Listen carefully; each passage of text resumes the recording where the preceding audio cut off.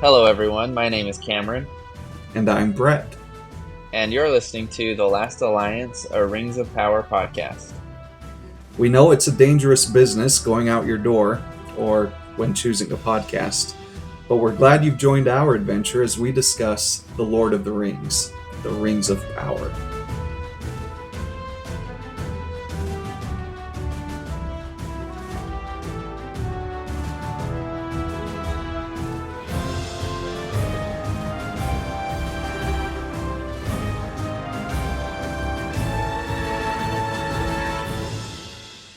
And so it begins.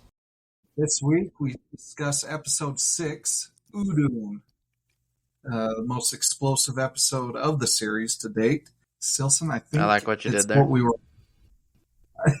Thank you. I think it's what we were all waiting for, but we just didn't know it. That we're in Mordor, and that mountain in the background is Mount Doom, and of course it blows its top. And we get to see it this episode, and me personally, this is my favorite episode of the whole series just because of that final scene. I don't know what about you.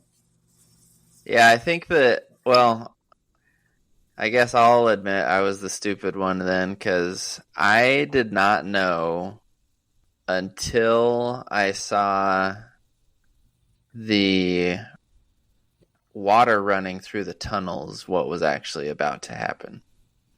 I did not know. Like, I thought that we were in, like, over by the Lonely Mountain for some reason. I thought that Mordor was just, like, always in existence. I think I'll admit I was, I guess, the stupid one, because up until the water was flowing through the tunnels, I did not know what exactly we were about to witness. I did not know that we were in... Well, I guess I did know that we were in a place that Sauron was planning on, like, cultivating his army because of the scene in Numenor with Galadriel at the archives, right? But I guess it still had not clicked in my brain that that was Mordor, because I guess I had just always assumed that Mordor was just always there, and that Sauron happened upon this valley with a volcano that was always erupting, and it was just perfect for orcs. So I guess I didn't think that that needed to be created, so to speak. And then, yeah, when the water started running through the tunnels, that's when it clicked to me of what they were doing, and I was like, oh my gosh, this is going to be one of the best scenes of the series. And for me, it wasn't until we get like this panning up of the mountain itself, and that's when it clicked in my mind, like, holy crap, that's Mount Doom. That's the volcano that hasn't erupted yet. We're going to see it. And I thought they'd done a great job in the episode of kind of making you feel like the episode was over, the battle is won, hooray, wonderful. And then we get just this incredible cliffhanger. Yeah, this scene of the initial explosion was kind of reminiscent of a future explosion that you see in The Lord of the Rings, Return of the King, where, you know, all of the good guys at the gate are watching as this thing just explodes. And obviously different scenarios in each case, but it kind of is reminiscent of that scene as well in Lord of the Rings. Well, with all that, I think we're excited. Let's jump right in. We'll start talking about the episode 6, Udun. We'll start off with our good, bad, great. Stilson, you want to start us off? Another thrilling set that you have for us here. My good, as you might have guessed, is yet another episode with no Harfoots. So I think that was my great last time this happened. So to the Harfoot community's credit, I did degrade that fact down to a good, not a great. That was my good. What about you, Brett? Very kind. My good is leading up to the Battle of Tirahad, this village here. I thought the show did a fantastic job of making you feel like you were standing in the town anticipating the orc army marching towards you. And the specific example I have is as Arondir's looking out into the darkness. You see that there's a hill out there. Pans back to the villagers, pans back to the hill, and you see a single torch come up in the distance. And then you start seeing more torches. And I remember watching it for the first time, feeling like I was there about to be attacked by a whole bunch of orcs. I thought it was really cool. Yeah, and just the pit in your stomach knowing that all of your tricks and traps have already been used. Yeah, your hopes now rest on Bronwyn lighting some flint, and that did not work out so well. Yep. What was your bad? My bad is it's really unfortunate for me because we both love the eruption. We love the Mount Doom. But I couldn't get on board with Galadriel kind of having this standing, facing the ash cloud and being overcome by that cloud of ash, just kind of closing her eyes, accepting her fate. It would have been one thing like if it had killed her. We knew that wasn't going to be the case, though. She wakes up next episode with just a little dusting on her. And I think you have some thoughts on that as well. Yeah, so that's part of my bad as well. Bad overall is just the science in this episode. And I realize that this is a magical place called Middle Earth, not actual Earth. But some of the issues that I had is the Mount Doom explosion. If you were to put a river of water on top of a river of lava like that, especially in an enclosed environment like underneath a mountain, it would not just make the volcano erupt. It would level the mountain. So that's my first issue. Second issue, and I think this has been brought up by about everybody and their dog because it's common sense, and just like you talked about, Galadriel is not surviving that pyroclastic flow coming from Mount Doom. Just not happening. I don't care if she is, Gandalf or Sauron or whoever. Like, they're just not... Well, maybe Gandalf, all right? But all in all, even those guys are probably going to die unless Gandalf brings out his little shield thing that he has in the video games. That's right. There's a little circle of heavenly protection. Exactly. Other than that, barring that, they're not surviving. And then the last thing is when Halbrand is trying to chase down Galadriel and Adar. And I'll get into this later, but so Adar takes off. Then Galadriel takes off. Behind them, if they're going north, to the south of them is Halbrand, seeing them run away, and decides, I'll chase after them. The chase is happening. They're going so quickly that Galadriel feels the need to give the horse some of her elf magic, or light, however we're referring to it nowadays, to try and catch up to that thing, try and catch up to Adar. But then a few moments later, here comes Halbrand from the opposite direction.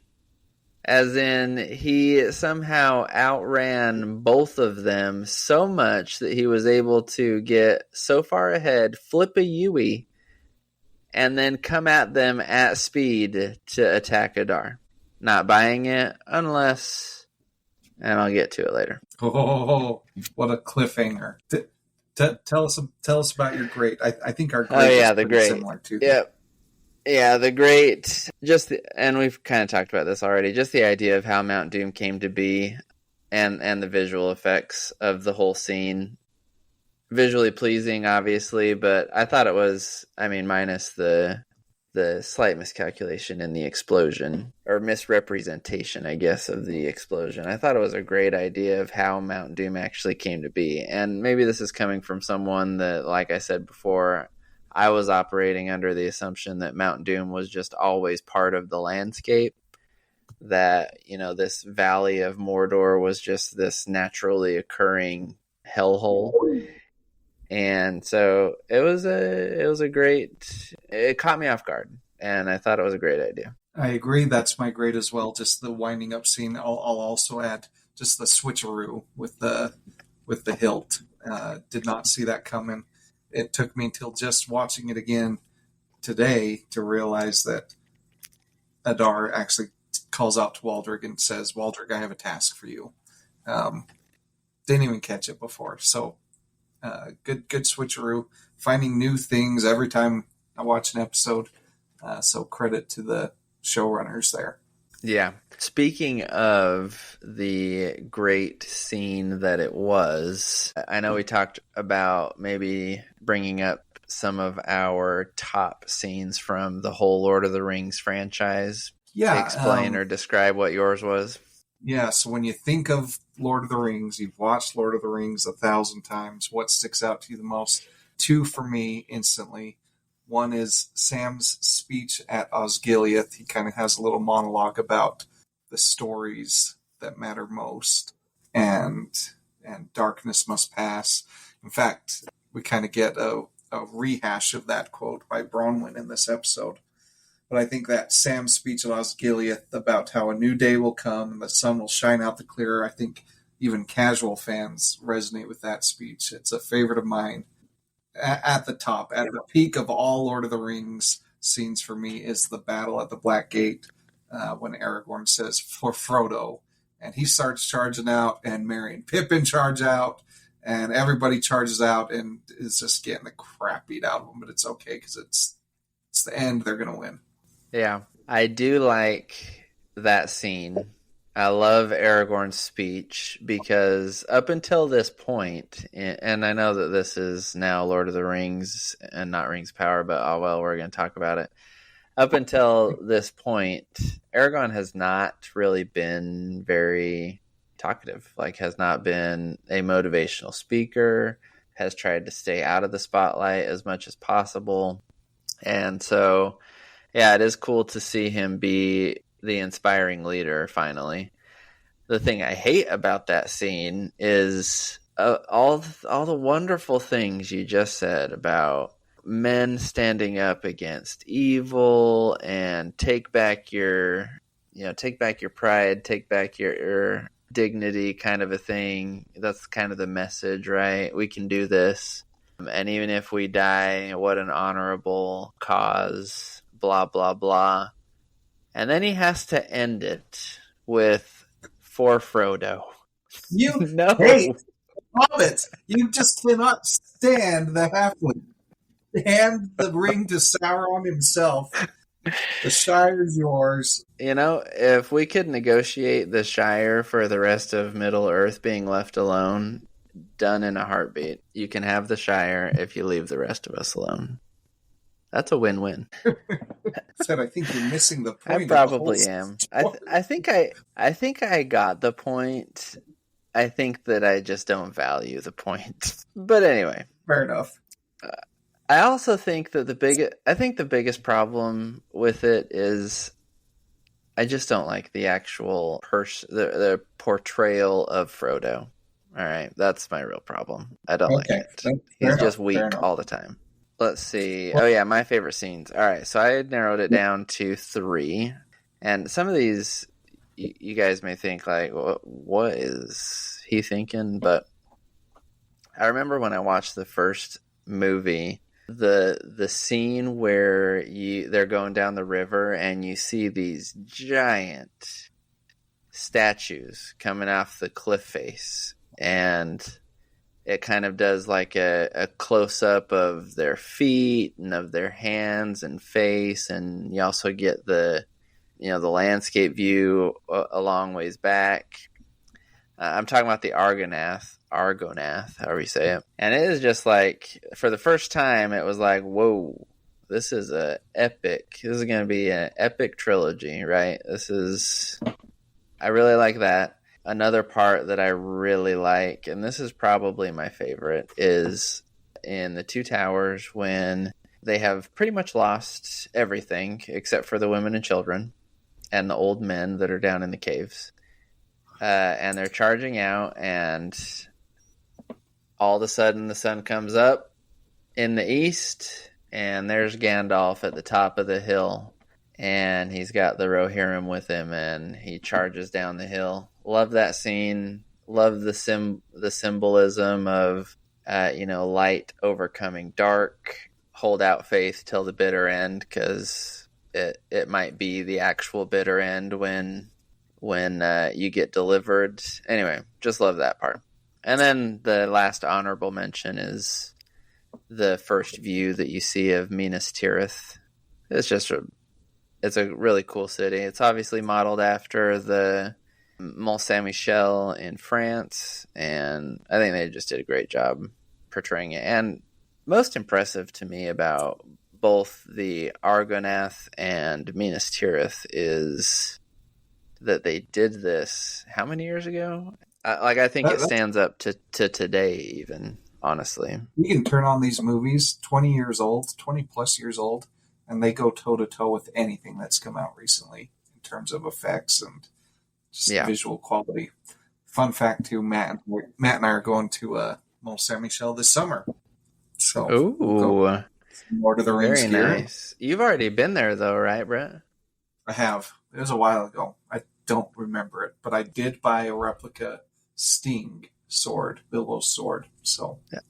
Oh, nice. Yeah, we went there last summer, and that little shop you told me about is still there. Very good.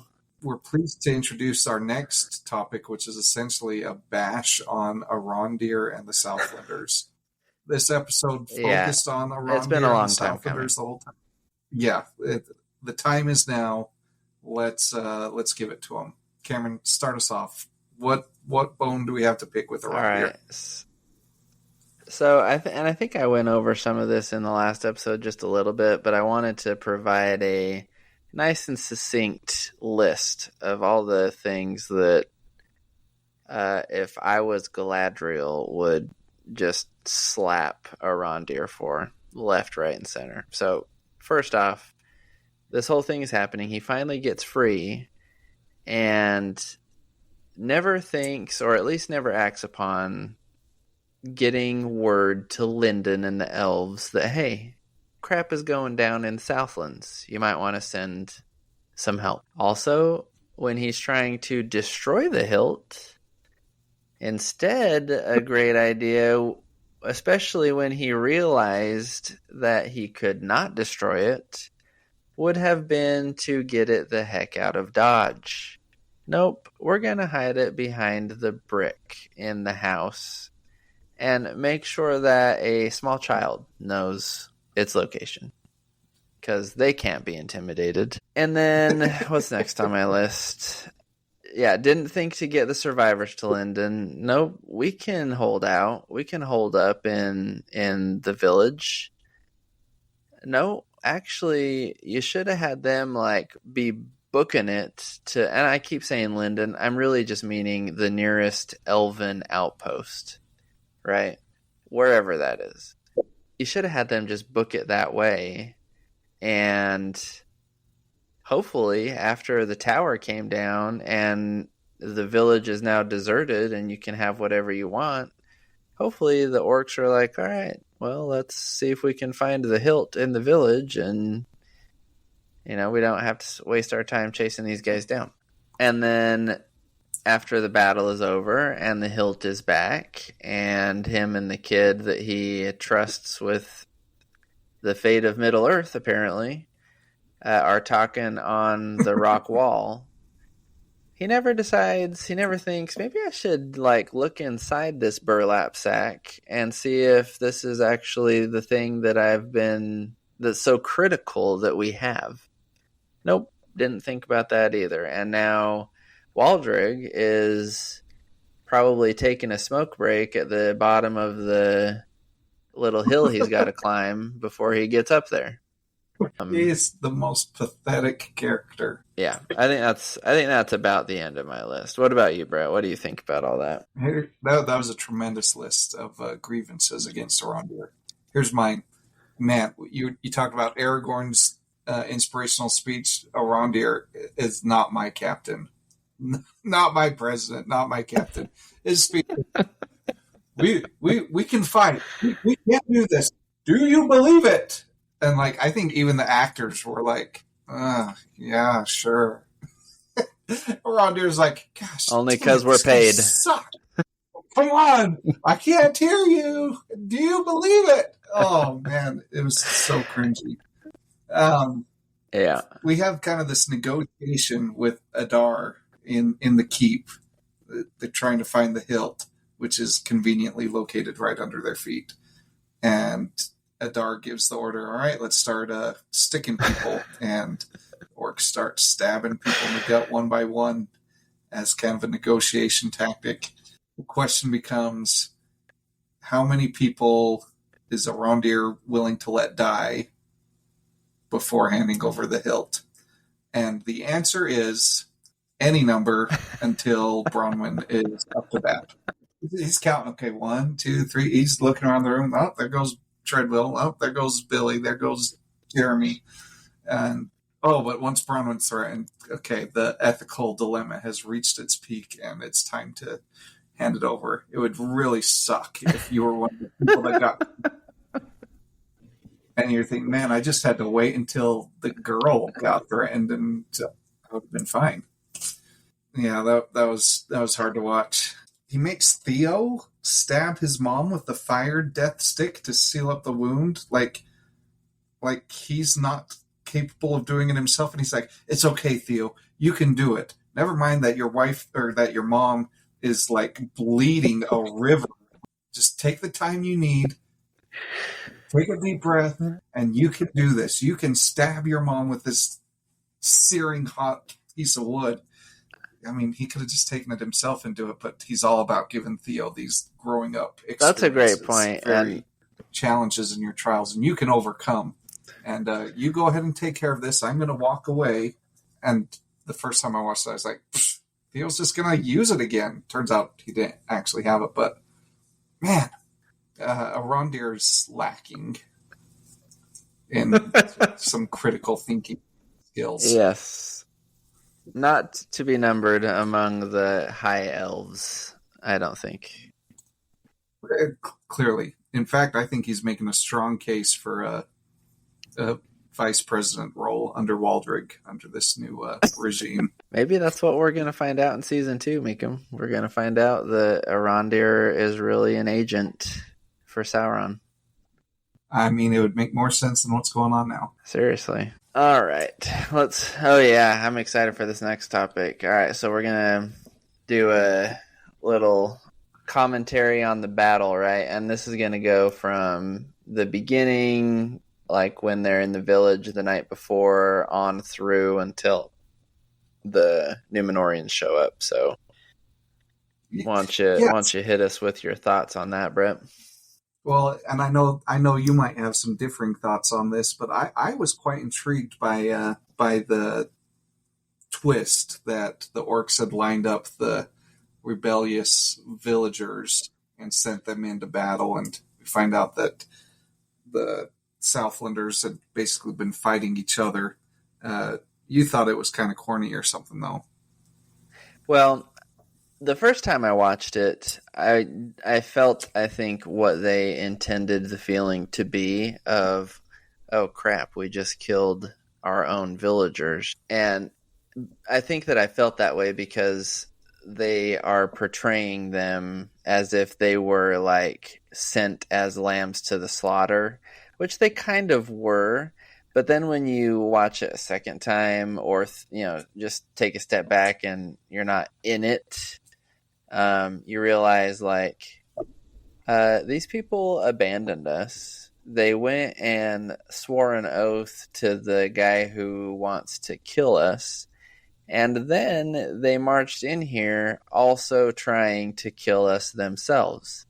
So on the one hand, it's like, I feel bad I killed neighbor Joe, but also it was either him or me, and he is a traitor and an idiot for the choices that he made leading up to this event. I think you've persuaded me. I do think the initial shock value, especially when, he feels the body's blood, and you see that it's red blood instead of black. And that, they really make a point, especially during the eye poking out skirmish, that orcs bleed black. You get it all over Arondir's face, which good for him. But I think that the initial shock value was cool. But yeah, I think when you think about it, there maybe could have been some things done to make it a bit more consistent. Like you're saying, we're kind of trained throughout the Lord of the Rings movies and this that black blood is good to spill and red blood is bad. And I think that it's definitely legitimate to have regret that it came to that, if that makes sense. That, yeah, did they deserve it? Yes, but it's still too bad. We talked about kind of the negotiations and the keep. Numenorians come on the scene. We kind of have another sunrise arrival. How does the fighting of the Numenorians stack up with what we've seen in other Lord of the Rings shows? So first of all, impressed overall with the caliber of fighting that the Numenorians are able to muster. I realize that they are, like, a lot larger in stature than the orcs, right? And they come in on horseback, and the orcs are not on horseback. Better weapons, better armor, all that kind of stuff. However, the orcs, from pretty much the day they were born until today, have been trying to kill things. And these Numenorians have not. They've been training, maybe a lot, but they've never actually gone into a battle against a bunch of orcs. Anyway, I just think that they did a great job of delivering death to the orcs in the face of next to no experience. And they are all about slicing off heads in this series, which is fun. Yeah, so much for the stab and twist. Yeah, stab, twist, gut. The battle ends, and Queen Regent Muriel introduces Halbrand as the true king of the Southlands. Hail the true king of the Southlands. And I'll tell you, that was my moment when I realized, all right, this is Sauron. That line, just that line, the true king of the Southlands. It's like that seemed a little foreshadowy. And Halbrand was going to end up being Sauron. Yeah, I agree with you. And I think that I'll just dive into this. Is a little bit later, or scheduled for a little bit later, but I'll talk about it now. So when I knew that, or when I strongly had a suspicion that Halbrand was Sauron, was with that time, speed, distance issue that I mentioned earlier, of there's no physical way that he could have done that unless he was Sauron. And then, you said, it got cemented in when Hail King of the Southlands, boom, Mount Doom is created. Yes, yeah. Well, let's talk about it, kind of the aftermath, and we have kind of this interrogation between Galadriel and Adar, and we learn a bit of Adar's history, and we really kind of set up this pivotal rivalry between Adar and Halbrand. Silson, do you want to kind of walk us through what we learned from the winding up conversations of the episode? Yeah, so it kind of, well, and you fill in what I don't talk about, but it definitely adds weight to the argument that Adar really did think he killed Sauron. I think that is probably legitimate. I think that Adar got fed up with Sauron, and, much like probably Galadriel's soldiers got sick of her, in a non-stop quest to kill Sauron, and we're going to the ends of the earth, and we're freezing our fingers and toes off, and we haven't seen our families in forever, and what is this actually doing? I think that Adar probably had that same attitude towards Sauron of, we've lost the war, we're now, thousands of miles, many years after the fact, we're still no closer to achieving our goals. At this point, we need to just cut our losses and salvage what we can, and realized that Sauron was never going to stop, and so he sliced him up. So I think that's probably legit, and I think that Sauron probably holds a grudge about that. And so we'll see how they, obviously that's going to be a showdown probably early on in season 2, but we'll see.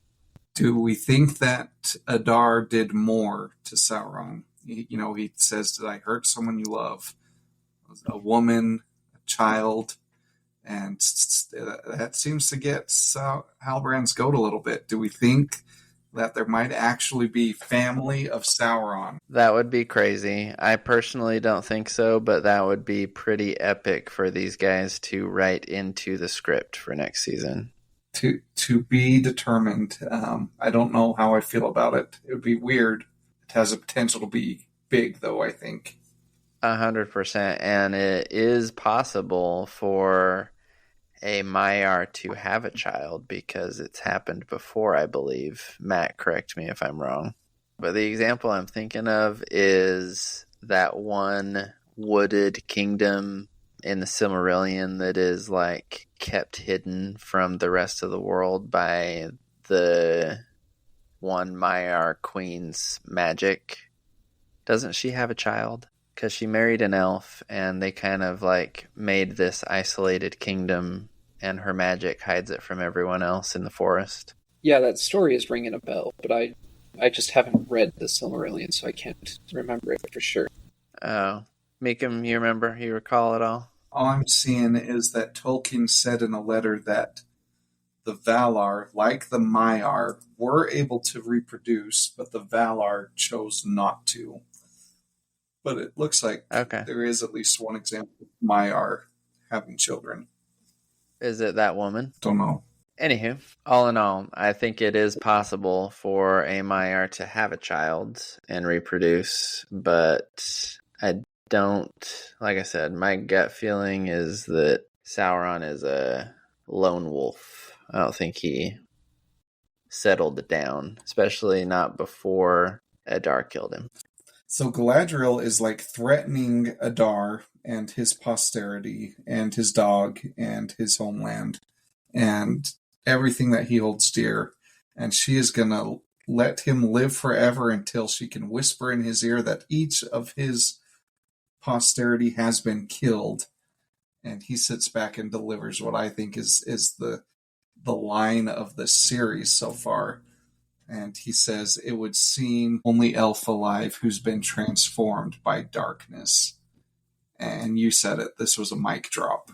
Yeah, perfect, because it's perfect because that was what she accused him of at the beginning of the whole conversation as an effort to, from the get-go, put herself at a higher level, morally, physically, intellectually, in every way than him. And that was kind of, the basis on which she defined their relationship from the beginning, of like, I'm from Valinor, from the light, one of the first elves. You're this corrupted, dark little creature that doesn't even know anything, or you're a mistake. And he uses that whole thing right against her at the peak of her anger and lumps her in right with what she was trying to describe him as. And I was like, that was well done, Adar. You are not one step behind in wit with Galadriel. And we wonder, Galadriel has clearly touched the darkness like her brother told her in the first episode, but has Galadriel started to become enveloped by the darkness, which maybe is some of the symbolism of getting covered in the ash cloud at the end, but she's pretty caught up in dark thinking. She is, and she is surrounded by it clear up until the last episode of this season, where her and Halbrand are starting to even have somewhat of a romantic connection. So, yeah, rough day. I just wanted to go over a couple of the words from the episode that might have been unclear before we close out. So you guys have probably Googled these already, but Udun which is the title of the episode, and also the Sindarin word for Mordor means hell. The word that the orcs are chanting on their war march is Nampat, and it means death in Black speech. And something that I didn't know before this was, like, I knew that Morgoth had taken some of the elves and tortured them, and it even mentions that in the Lord of the Rings movies, I think, where they talk about the origins of the orc. Galadriel calls them the Moriondor, sons of the dark, and Adar corrects her, saying we prefer Uruk. So, which, do we know what Uruk means? We have the Uruk-hai in Lord of the Rings, but what's this origin of Uruk? As far as I can tell, it just is orc, actually. I think that Uruk is a blanket for him and the orcs. And I don't know if that is him just lumping himself in with his quote-unquote children, or if that is what they're saying is the proper term for the elves that were, manipulated and corrupted by Morgoth. It could be either one. That makes sense. The last thing, I want to make a little prediction. I think they're going to play on next season, and I think that, so I don't think we're done having a Halbrand that is trying to reason with people. I don't think that we are going to jump immediately into Sauron, the epitome of pure evil character, quite yet in season 2. And I think that, what he's going to try to use as his justification for what he has done and plans on doing is that he is really the only true champion for Middle Earth. And use as evidence for that, the Valar have long since abandoned Middle Earth. They, just hang out on their, Mount Olympus, so to speak, in Valinor, and only care that, the light shines on their little island. Who cares what's going on in the rest of the world or with the rest of the inhabitants of the world? The elves were going to come over here from Valinor and just, subjugate every other race. And these people needed someone to stick up for them. And that's what I'm here to do. Yeah, I really have to wonder, especially with his little sit down with Galadriel, is Sauron manipulating at that point? Or is he genuinely figuring out who he is and what he wants to do in this world? I think there's a possibility that we'll be told a story that isn't just simply evil bad guy from beginning to end with zero personable traits. Right. And I think that he has never given up the dream of being the king of Middle Earth. I think that he may have gotten discouraged when, he had that failure up in the north and Adar ended up slicing him up. I think he probably got discouraged, but I don't think he's ever lost sight of that or ever not had it as his main goal. And I think, though, that he was trying to, like you said, incorporate Galadriel and her influence into that goal and vision that he had for himself being king of Middle Earth and what that would look like. Well, we have, it's crazy to think we just have 2 more episodes before the end of season 1, and where we finally do get the reveal, and looking forward to breaking that down. But we hope you'll join us next time for episode 7. Silson, do we have a quote of the week? We do. I was going to say, don't forget that. That's a good one this week. In the end, this shadow is but a small and passing thing. There is light and high beauty forever beyond its reach. Find the light, and the shadow will not find you. That was Bronwyn to her son right before the battle. Goosebumps. Thanks for joining us. We'll see you next time. Episode 7 coming up next.